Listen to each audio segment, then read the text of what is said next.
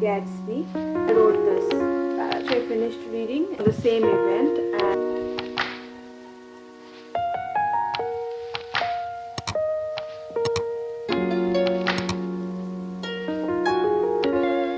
hello everyone, welcome back to my channel.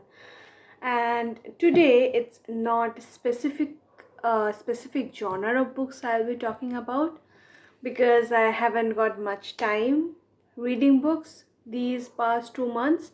So I have collected few books that I have read, I would love to read, and I have bought, like all those things together, and we are going to talk about all of those books. So these are the these are the 5 books which I'm going to talk about, and I might talk about 1-2 books here and there also, but these are the main 5 books we are going to be talking about.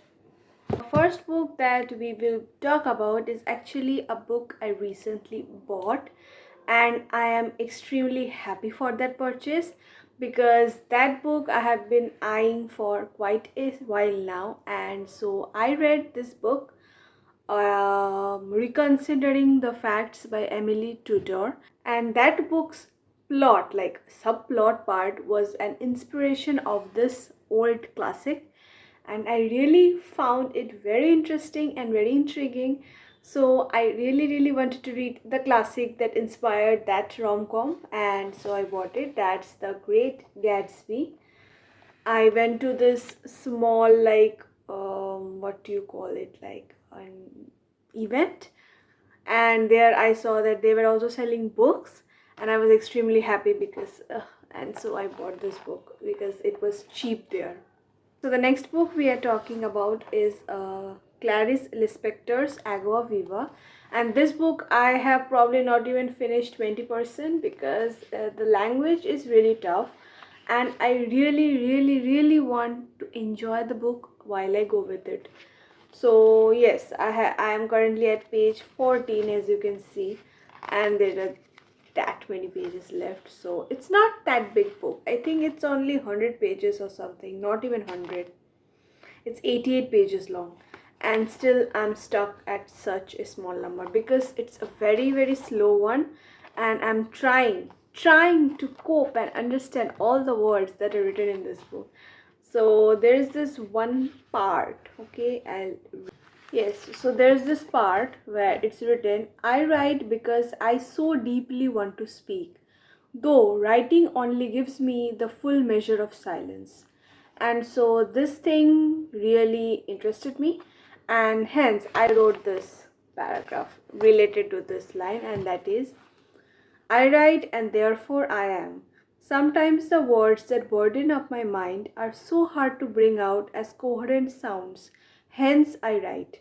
I write with the same passion of a person stuck on an island who has seen a boat pass by. I write with the urge to let everyone know I exist. I exist through the meaningless words that spill from my messed up brain. So that's that, and so I am reading it, annotating it, taking inspirations, writing poems, doing everything. So this is currently a textbook for me. Next is a book that I finished reading a few, I guess, weeks back, like it was in March I finished reading, and that is More Days at the Morisaki Bookshop.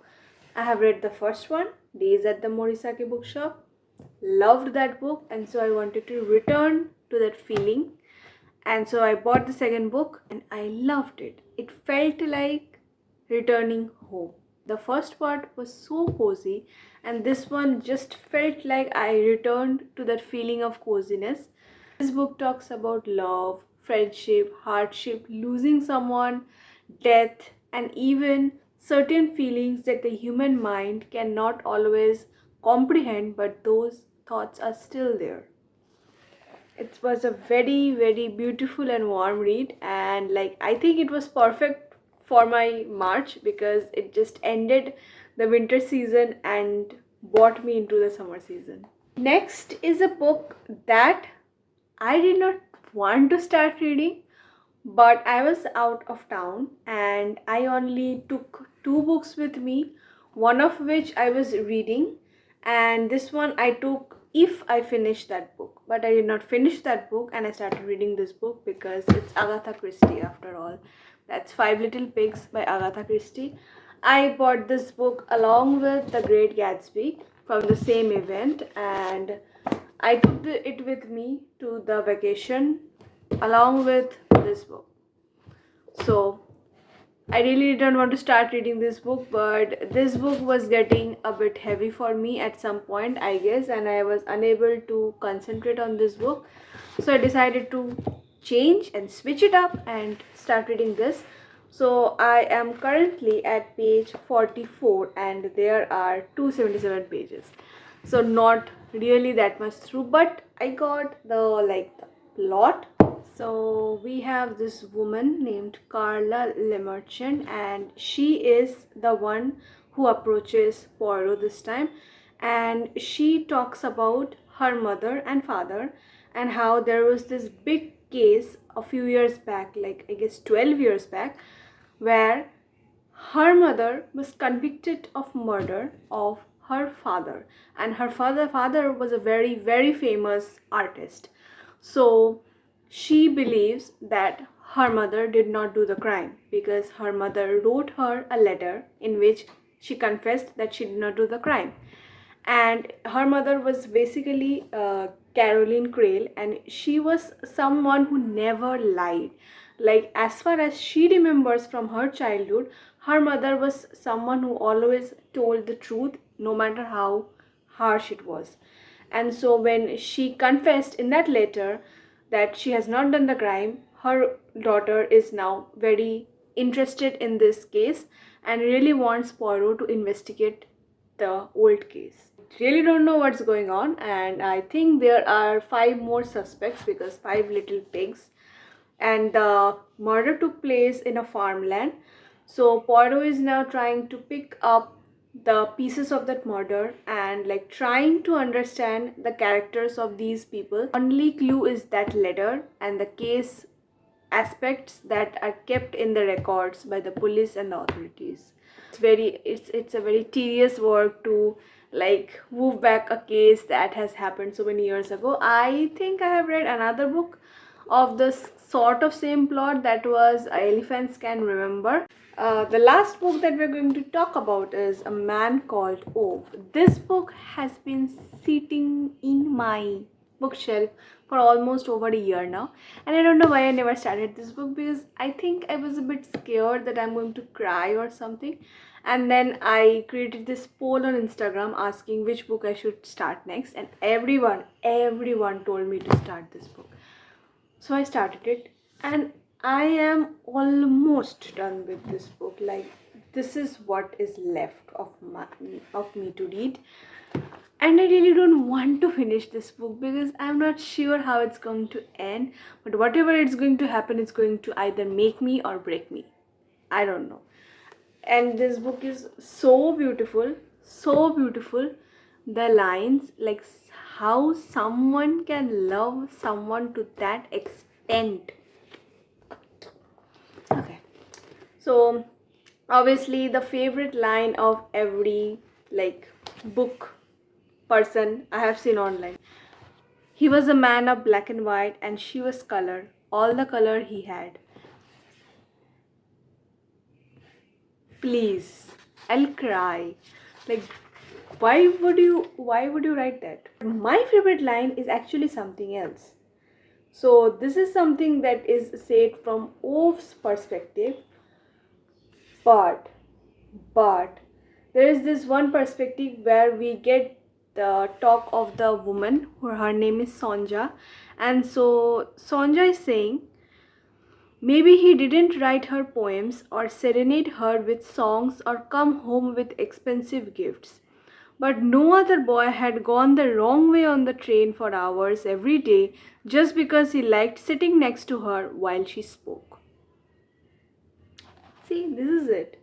This is what I cry for all night. There is this one part which is completely the a perspective of a different person, and that's this young girl, and she lives in the same neighborhood as Ove. Now Sonja, Okay, this might be a spoiler, so be there. Okay, whatever.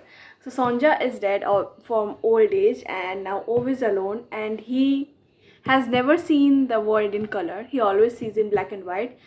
After he met Sonja, he saw the world in color, and now it's again back to black and white. So he is this grumpy old man who just doesn't give a shit about anyone and just does what he wants to do. So he always grumbles, never like loves the people around him, and like never helps anyone. So there's this one scene where he probably helped this family, and so the family has two daughters, an older one and the younger one. The younger one seems to be a very big fan of Ove. So when the help is completed and they are back home, like he drives the car back home with them, and so this little girl gifts him a drawing that he has drawn while sitting in his car. And so it's like literally just lines, several lines on a paper. So the daughter's mother is explaining to Ove the drawing, and I cried at this part. I don't know why, so listen. So she's like pointing at the stick figures and telling him which one is which. So that's Jimmy, that's the cat, and that's Patrick and me, and that's you, explains Parvana. When she says that last bit, she points at a figure in the middle of the drawing. Everything else on the paper is drawn in black, but the figure in the middle is a veritable explosion of color, a riot of yellow and red and blue and green and orange and purple. You are the funniest thing she knows. That's why she always draws you in color, says Parvana. So he thinks that he is black and white after his wife died. But that's not how the kid sees him. The kid sees him in color. That means he is color, he just doesn't know it. I cried. I was on train when I was reading this, and I'm bawling my eyes out, and the passengers beside me are like, is she okay? So that's it. That's all the books I wanted to talk about. And so I will be finishing A Man Called Ove and cry about it. And then I will probably finish this one. Because I hate when I keep detective books on read for so long and then I forget and then I have to reread it again. So this will be my next read. After that, I don't know what to read. I have many books, but I am a very bad level of mood reader. So let's hope for the best. Comment down what you are currently reading, what your next read would be, and I'll be back with a more exciting video. Till then, bye.